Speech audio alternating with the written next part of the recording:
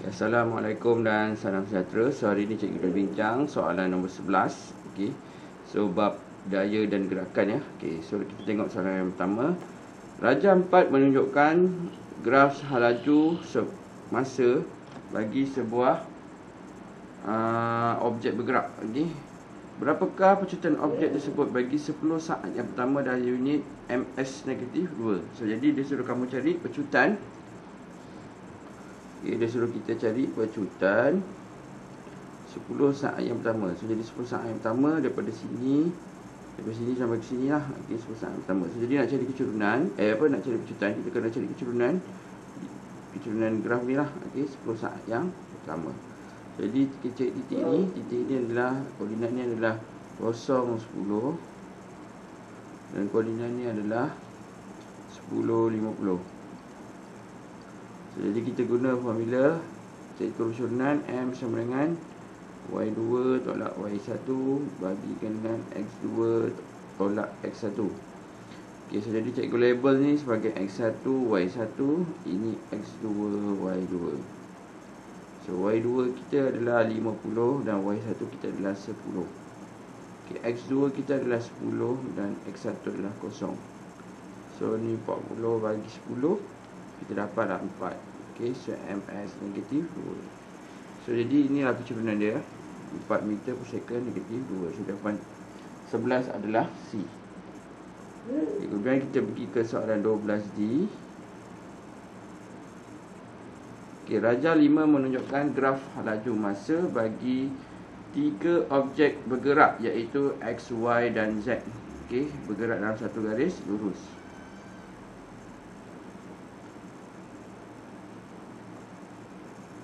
Okay, so jadi dia kata antara pernyataan berikut manakah adalah benar tentang pergerakan objek X dan Y dan Z. Okay.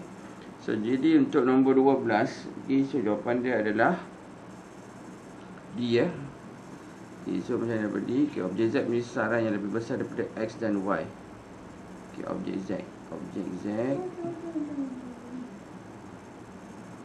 So ni adalah Z, ini X dan ini adalah Y. Okay, so jadi nak cari sasaran, kita cari luas di bawah graf. So jadi Z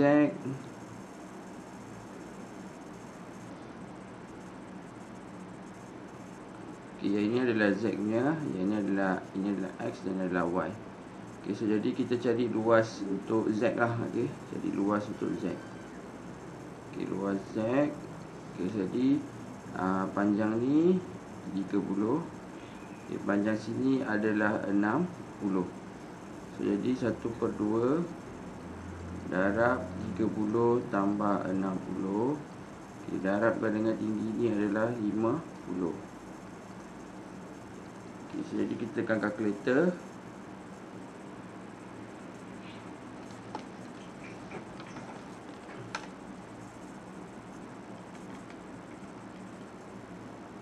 Darab 50 bagi 2. So kita dapat sini 2250. Okay, sekarang cikgu nak cari luas X pula ya. So luas X 1/2 darab, okay, so di trapezium kan. So ni adalah 10 dan ini adalah 50 dan ini adalah 60. Okay, so jadi 10 tambah 50 darab dengan 60. 1/2 darab 10 tambah 50 darabkan dengan 60. So kita dapat 1800. Okay, so jadi lagi satu adalah Y ya. Okay, so Y yang ini, so ini 30, ini adalah 60. So luas Y adalah 30 darab dengan 60.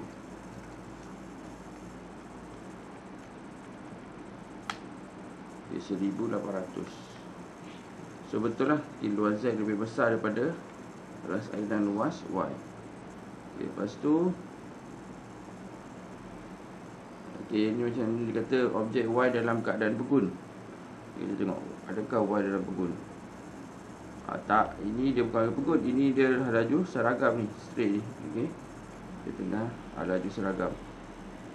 Lepas tu object has the greater displacement than y, atau objek X punya sesaran yang lebih besar daripada Y. Tak sama. Okay, X dengan Y adalah sama.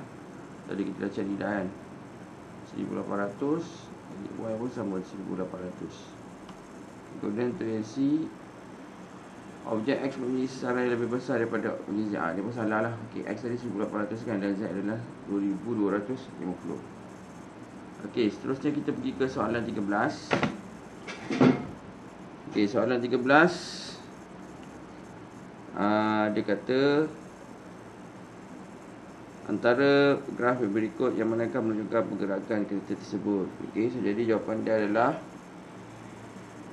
ini soalan nombor 13 ya.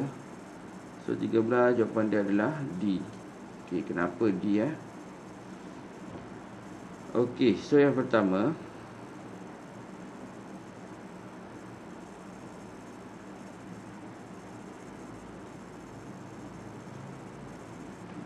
okey, so 13 adalah D. Okey, yang pertama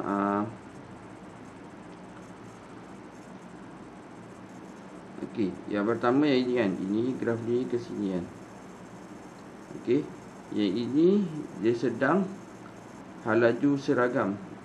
Okey, sorry, ini bukan laju seragam, ini laju sedang meningkat. So bila laju sedang meningkat, pecutan sedang laju seragam. Okey, sebab kecurunan ni kan, kecurunan ni semua ni sama.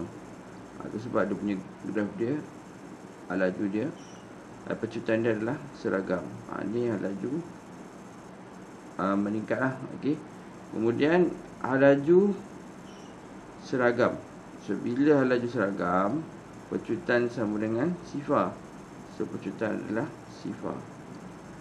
Okey, lepas tu laju berkurangan kan. Okey, so jadi dia senang nyah pecutan. So jadi kecurunan ni kalau kita cari, kita akan dapat negatif.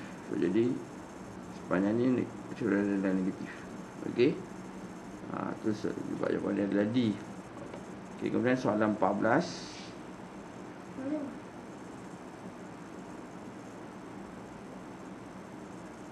Okay, soalan 14. Sebuah kotak berjisim 10 kg jatuh dari ketinggian 20 meter.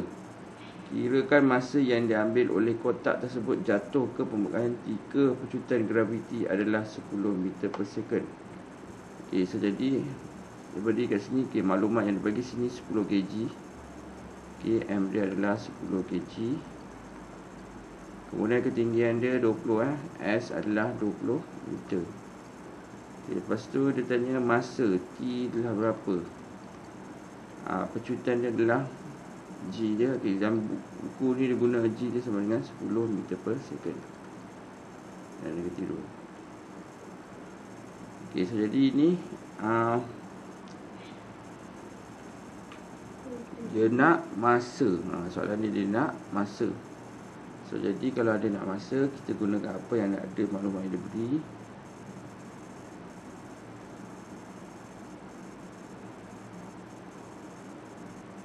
Okey, so jadi dia jatuh barat, dia daripada objek tinggi lah. Okey, objek tinggi. Okey, so jadi kat sini U dia adalah sifar. Okey, sebab dia baru daripada atas kan, baru nak gerak kan. So, jadi dia sedang jatuh ke bawah. So U dia adalah sifar. Okey, apa lagi maklumat yang kita boleh dapat?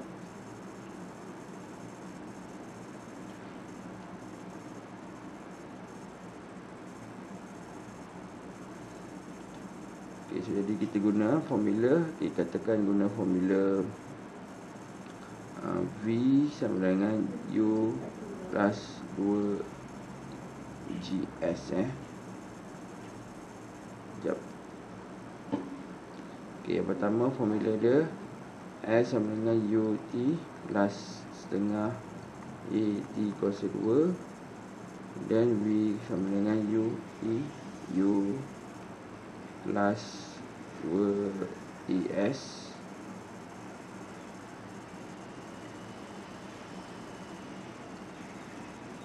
okay, dan lagi satu V sama dengan U plus ET.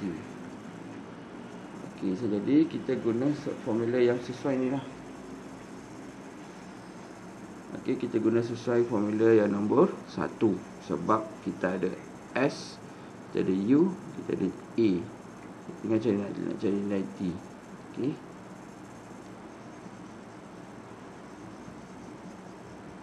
Okey, disebabkan dia menggunakan kecurunan.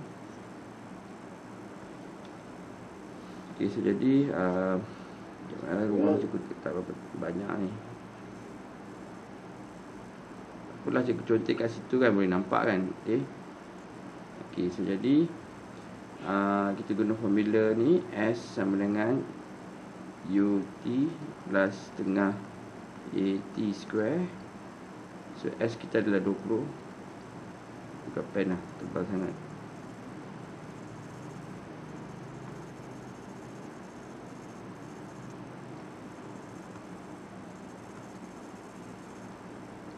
Kecil sikit. So ni 20 sama dengan U adalah kosong. So kosong darab T campur setengah kg adalah,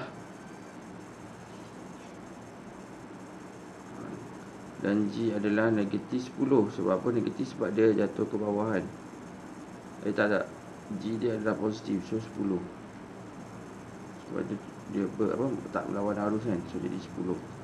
Okay, kemudian T adalah T tak tahu. So T kuasa 2.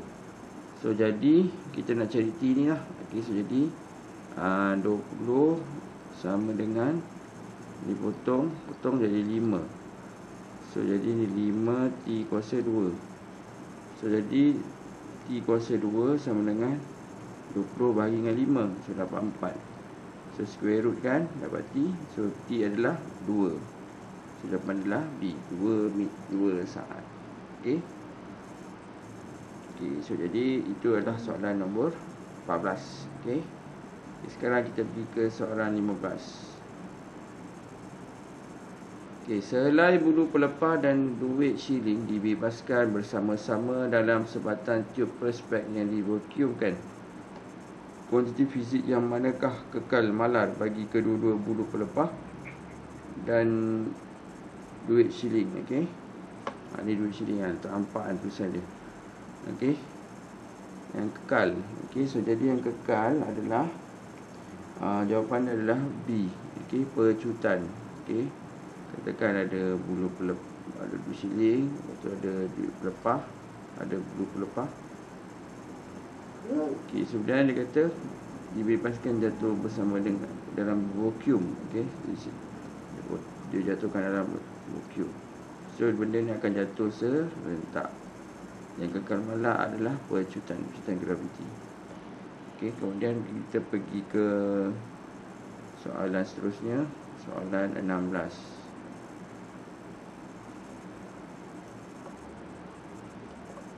Okey, antara pernyataan berikut yang manakah adalah benar tentang nilai pecutan graviti? Okey. So 16 jawapan dia adalah bola. Okey, ia bergantung kepada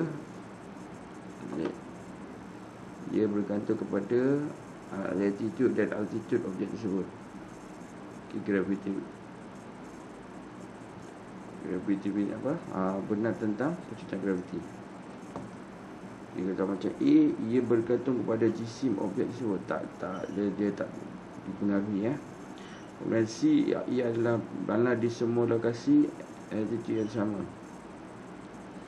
Tak juga. Okey, dia bergantung kepada latitude dan altitude pada objek tersebut. Ia adalah malar di semua lokasi yang lebih tinggi daripada paras laut. Juga tidak benar. Okey, berubah-ubah. Dia bergantung kepada latitude dan altitude objek tersebut. Okey, 17. Antara situasi berikut, manakah boleh diterangkan menggunakan prinsip inersia? Okey, so 17, jawapan dia adalah donkey. Okey. 17, jawapan dia adalah donkey. Okey, 17. Jawapan dia adalah donkey. Penumpang di sebuah bas menghala ke belakang apabila bas tersebut mula bergerak ke dari dalam lekun. Okey. Laju katakan kalau macam A kan, kita A. Setiap bola bergerak berhenti selepas melalui jarak sebanyak 10 saat 10 meter pun bukan. Laju sebuah kereta meningkat bila ia muncul. Ni pun bukan juga. Seperti apple jatuh dari sebatang pokok. Tak juga. Inersia ni dia yang bila bas berhenti, bukan berhenti, brake mengejut, orang yang duduk berada di dalam bas tu akan bergerak ke depan. So itu ni namakan sebagai inersia lah. So jadi situasi dia adalah D ni. Kemudian soalan 18. Hukum gerakan Newton pertama menyatakan bahawa so 18 jawapan dia adalah donkey 18 jawapan dia adalah donkey. Setiap objek akan mengekalkan keadaannya dalam pegun atau kelanjuan malah dalam garis lurus kecuali daya luar bertindak ke atas objek itu. Sini jawapan di 18 lah. 19. Inersia bagi suatu objek bergantung kepada 19 dia bergantung kepada jisim. Lagi besar jisim tu, lagi besarlah dia punya inersia. Dan yang terakhir soalan 20. Prinsip keabadian momentum menyatakan 20 jawapan dia adalah D. Jumlah momentum bagi suatu sistem adalah malah kecuali daya luaran bertindak ke atas sistem tersebut. So maksudnya momentum tu samalah kecuali ada dua daya yang bertindak kepadanya lah. Kalau kita tengok yang A ni, inersia bagi suatu objek dipanggil momentum. Bukan. Momentum berkaitan langsung dengan jisim. Keabadian momentum. Ini pun bukan. Kemudian C, jumlah momentum bagi suatu atau tempat adalah diabadikan.